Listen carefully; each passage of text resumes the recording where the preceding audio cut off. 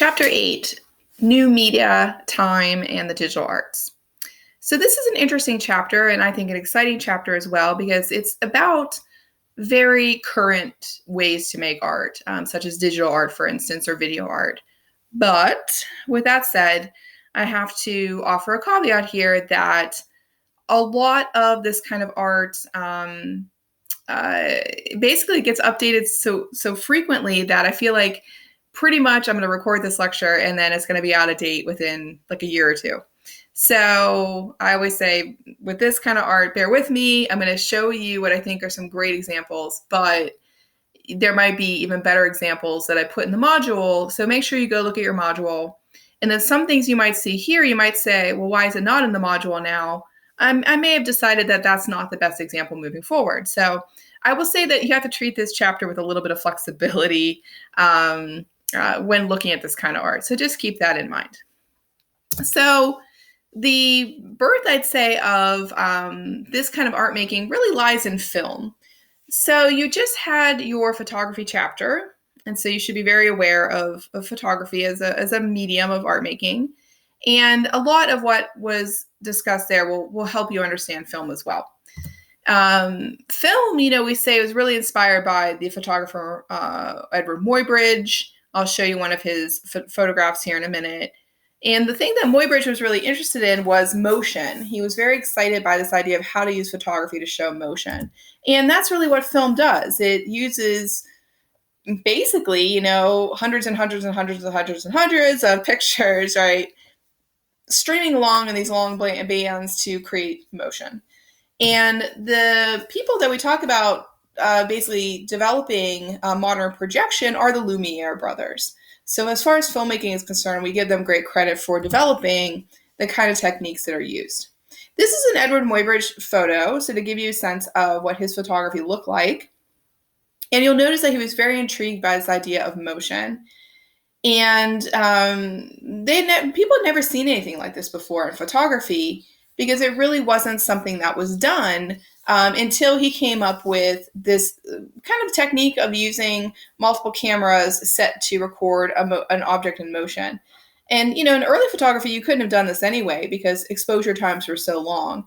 So this is a photography technique that developed really at the end of the 1800s. So we're looking at like 1870, 1880 here. So we're looking at this horse galloping right in motion, and that leads to modern film technique. This is a poster of the Lumiere brothers cinematography technique. And here you see some other posters and drawings showing how, the projection equipment was very similar to the camera. And so, of course, to understand film, cinematography, you have to understand cameras. Photography, right? And so just a few pictures of early projection equipment so you could get a look at that. And for film, I could talk about so much, and it's an art appreciation course, so I can only sort of speak to a couple different examples and why I include them. I like including an early silent film because that's really how early film was. No talking, right? Just silent and maybe some musical accompaniment. And of course, the best person to look at this is Charlie Chaplin and his film Modern Times. You can look at that as a commentary on industry, and it's kind of a fun silent film to watch. I also included for you the examples of The Birth of a Nation and Gone with the Wind. These were two films. This is film with now sound and words and dialogue. But these are two examples I picked because they're kind of these epic spectacles. Gone with the Wind, for instance, is so long that it actually has an intermission so you can go to the bathroom to give you a sense of scale of the film, right? But these are some great examples of early filmmaking and the kind of atmospheres and universes that people were creating. Now they could tell these long stories, right, through filmmaking. You also have something like Un Chien Andalou, which is a surrealist film. This is from 1920s that I include because it's important to understand how film doesn't have to be about narrative structure or predictability. A lot of people think a story has to have a beginning, a middle, and an end. And surrealists were quite comfortable messing with your mind as far as narrative structure.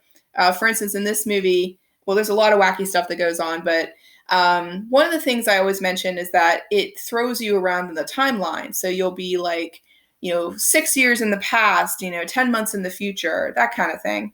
And I think if you have seen movies like by Tarantino, like Pulp Fiction is a great example, or like Christopher Nolan's Memento, a lot of people think that those kind of films were influenced by the kind of structure, let's say, of On Chien Andalou. That's not about predictable narrative, let's say. So it's kind of a fun film to watch. It's a little bit shocking. People often still get a gasp, especially out of this scene with the razor in the eye. It often still upsets people.